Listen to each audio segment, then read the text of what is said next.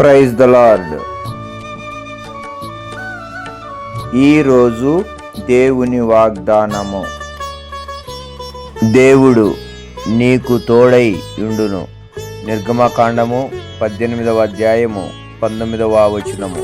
దేవుడు మీకు ఎల్లప్పుడు, దేవుడు మీకు ఎల్లప్పుడు తోడుగనున్నాడు,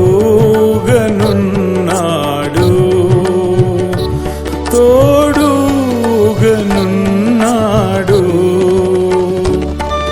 ఏదెనులో ఆదాముతో నుండెన్, ఏదెనులో ఆదాముతో నుండెన్, హానుకు తోడనేగేను. దీర్ఘదర్శకులతో నుండెన్, ధన్యులు దేవుని గలవారు.